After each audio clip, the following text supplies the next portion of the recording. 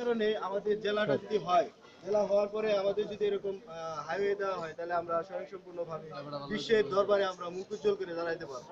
তাছাড়া আমরা এখানে আজকে সমবেত হয়েছি যে আমরা গফরগাঁয়ের যে স্কুল কলেজ শিক্ষার্থীরা আছে তারা সম্মিলিতভাবে একটা মানববন্ধন তাছাড়া পথ র্যালির মাধ্যমে আমরা আমাদের দাবিগুলো প্রকাশ করি।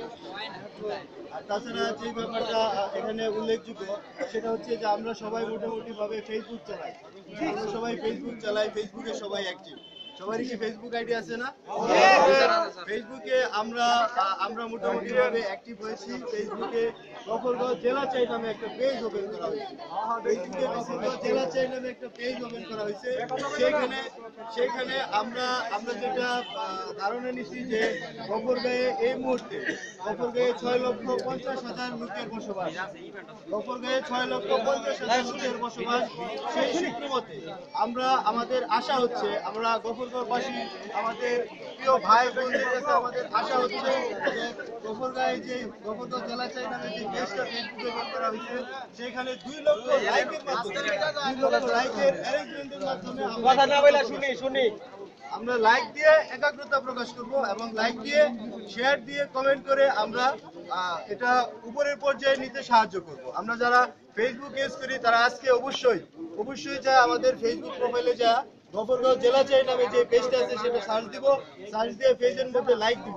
পেজের মধ্যে লাইক দেওয়ার মাধ্যমে আমরা একাগ্রতা প্রকাশ করব। পাশাপাশি আজকে আমরা কর্মসূচি নিয়েছি যে গফরগাঁয়ে এই যে আলতাফ ডিগ্রি কলেজের সমস্ত শিক্ষার্থী ভাইদের কাছ থেকে আমরা একাগ্রতা প্রকাশের সাপেক্ষে আমরা সিগনেচার বা স্বাক্ষর গ্রহণ করব। ভাই বোনদের কাছে আমাদের একটাই অনুরোধ থাকবে, আপনারা আসেন, আপনারা আমাদের সাথে থাকেন, আমাদের আন্দোলনকে ব্যবহার করেন। আমাদের ফেসবুকে যে পেজ আছে গফরগাঁও জেলা চাই নামে সেই পেজে লাইক দেন, লাইক দিয়ে আমাদেরকে সমর্থন করেন এবং উন্নত বিশ্বে পুরা বাংলাদেশ পুরা বিশ্বে আমাদের আন্দোলন পৌঁছে দেওয়ার জন্য সাহায্য করেন এবং আমরা গফরগাঁওবাসী গফরগাঁও জেলা চাই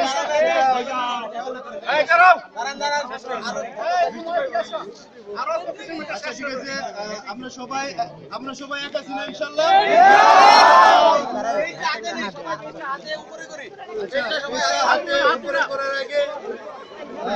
করার আগে আমরা এইভাবে একটু সারিবদ্ধ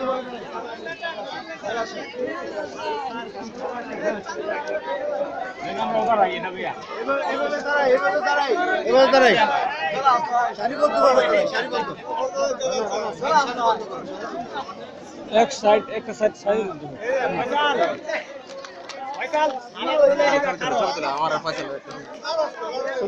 ছবি তুলে আমি ভিডিও